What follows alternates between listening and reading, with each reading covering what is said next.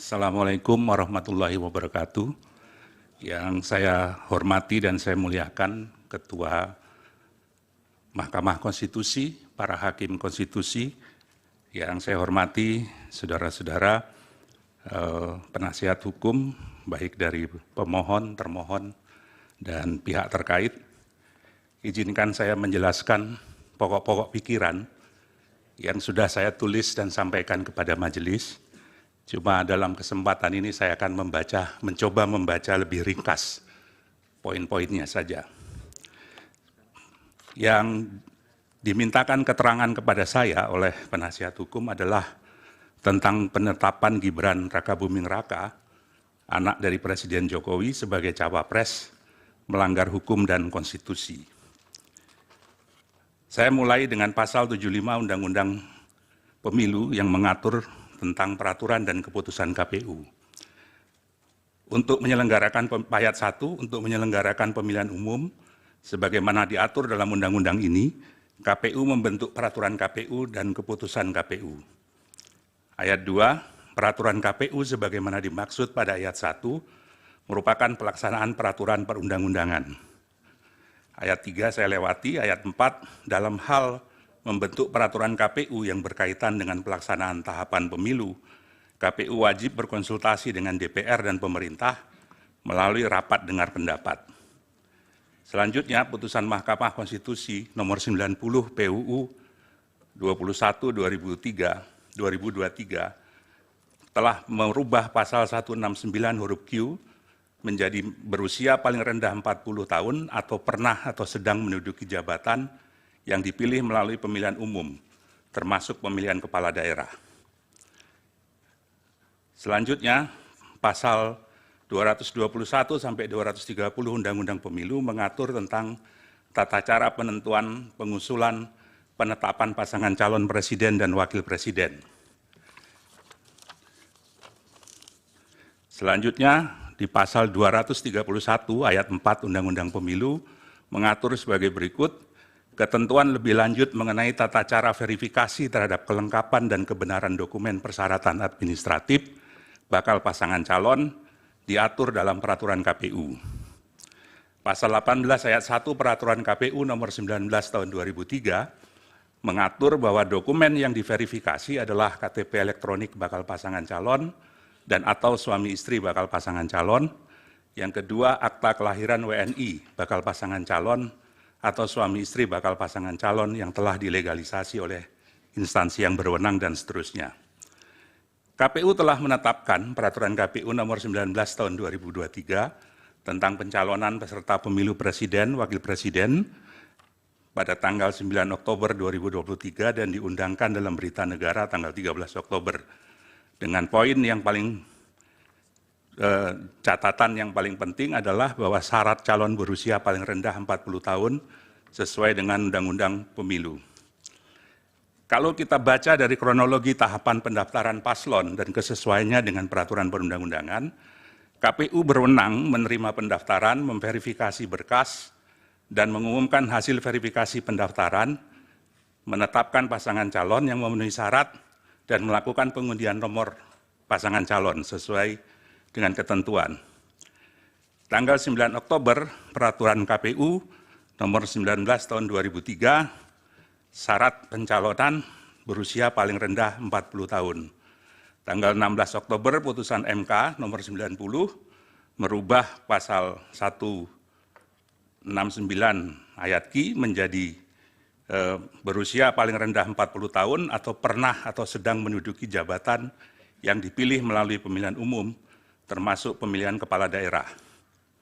19 Oktober, pendaftaran calon presiden dan wakil presiden. 25 Oktober sampai 29 Oktober adalah verifikasi dokumen pendaftaran. Masih menggunakan PKPU nomor 19 2023. Tanggal 3 November, peraturan KPU nomor 23 tahun 2003 mengubah persyaratan sesuai dengan putusan MK. Tanggal 13 November ditetapkan capres dan wakil presiden, cawapres. Peraturan KPU 19 2023 belum diperbarui. Yang jadi persoalan adalah mengapa menerima pendaftaran dan melakukan verifikasi berkas paslon 02 yang tidak memenuhi syarat usia sesuai dengan PKPU 19/2023. Penerimaan pendaftaran Prabowo Gibran yang tidak memenuhi syarat oleh KPU adalah tindakan yang diskriminatif. Dalam berita acara verifikasi dokumen persyaratan bakal calon presiden dan calon wakil presiden tanggal 28 Oktober 2023, berkas itu menyatakan bahwa pasangan Prabowo Gibran memenuhi syarat dan disusun dengan berdasarkan pada PKPU 19/2023 yang belum direvisi sesuai dengan putusan MK 90. Bakal cawapres Gibran yang sebenarnya berbeda dalam hal syarat umur diperlakukan sama dengan cawapres yang lain yang sudah memenuhi syarat umur, sebagaimana ditetapkan dalam Peraturan KPU 19 tahun 2023. Berkas pendaftaran paslon 02 diterima dan diverifikasi oleh KPU. Tidak sesuai dengan putusan MK nomor 27 PUU 5 Romawi 2007 yang memuat pertimbangan berkait diskriminasi. Diskriminasi adalah memperlakukan secara berbeda terhadap hal yang sama. Sebaliknya bukan diskriminasi jika memperlakukan secara berbeda terhadap hal yang memang berbeda. Dalam kasus ini, sebetulnya cawapres Gibran harusnya diperlakukan secara berbeda dengan peraturan yang berbeda. Tapi dalam kenyataannya KPU memperlakukannya sama dengan calon wakil presiden yang lain, diverifikasi dengan peraturan yang sama. KPU melakukan tindakan dalam rangka penyelenggaraan pemilu yang tidak menaati prosedur, asas, dan prinsip penyelenggaraan pemilu yang ditetapkan dalam peraturan perundang-undangan pasal 3 huruf D, terutama di Undang-Undang Pemilu, yang menyatakan bahwa dalam menyelenggarakan pemilu, penyelenggara pemilu harus melaksanakan pemilu berdasarkan asas sebagaimana dimaksud dalam pasal 2, dan penyelenggaraannya harus memenuhi prinsip mandiri, jujur, adil, berkepastian hukum, dan selanjutnya. Penyelenggaraan harus netral dan selanjutnya. Menurut prinsip keadilan pemilu, menurut IDEA, keadilan pemilu berarti memastikan bahwa setiap tindakan, prosedur, dan keputusan terkait proses pemilu adalah taat hukum. Keadilan pemilu juga berarti hak kepemiluan dilindungi, dipenuhi, dan ditegakkan. Keadilan pemilu juga berarti memberi ruang bagi pihak yang hak kepemiluannya dilanggar, membuat keluhan, memberikan keterangan, dan menerima keputusan. Selanjutnya, KPU melakukan perubahan PKPU nomor 19 menjadi PKPU nomor 23 pada tanggal 3 November sesuai dengan putusan MK. Seharusnya KPU merubah PKPU nomor 19 tersebut sebelum menerima pendaftaran pasangan calon. Poin berikut adalah berkaitan dengan mandat verifikasi yang diatur dalam PKPU sehingga putusan MK saja tidak cukup menjadi landasan menerima pendaftaran Gibran. Meskipun MK telah membuat putusan nomor 90 PUU 21/2023, KPU harus tetap mengubah peraturan KPU 19 terlebih dahulu untuk menyesuaikan syarat calon.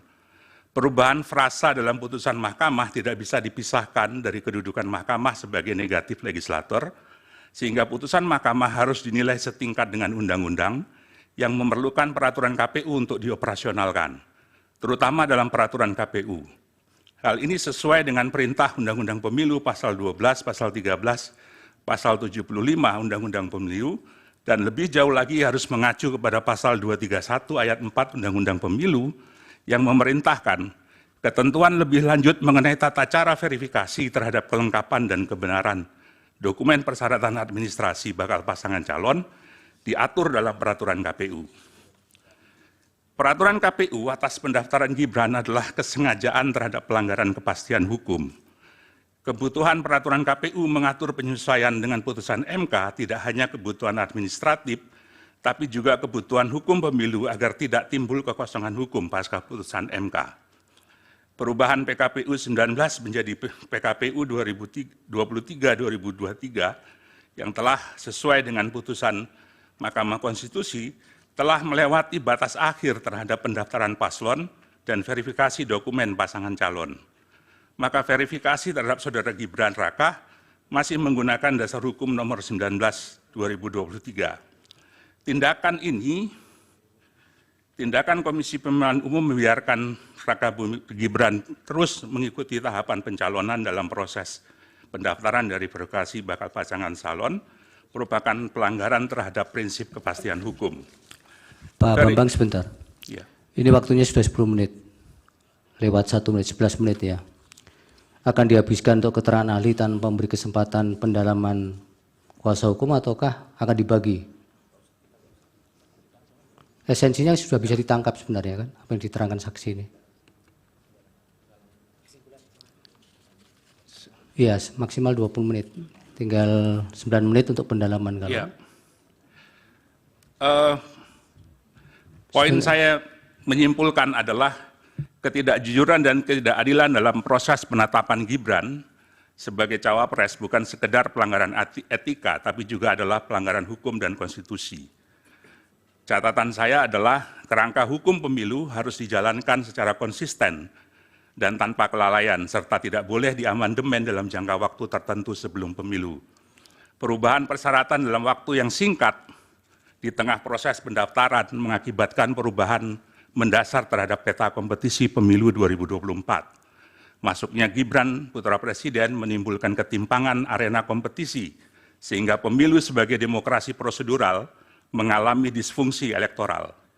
Undang-undang pemilu mestinya tidak diubah di tengah pemilu agar terjadi kesempatan yang sama dan tidak ada yang secara spesifik diuntungkan oleh perubahan dadakan tersebut. Terakhir, putusan MK terdahulu yang memutus diskualifikasi peserta pemilihan umum. Mahkamah Konstitusi pernah melakukan diskualifikasi terhadap calon bupati dalam putusan SELA nomor 145 PHP Bupati 19/2021 dalam kasus Pilkada Kabupaten Yalimo. MK memutuskan diskualifikasi juga terhadap pasangan Yusak Yaluo dan Yakob Weremba dalam kasus Pilkada Bovendigul nomor perkara 132 PHP 2022. Begitu juga dengan kasus Dirwan Mahmud dan Hartawan dalam nomor perkara 57 PHP 2008. Saya kira demikian keterangan saya, Yang Mulia.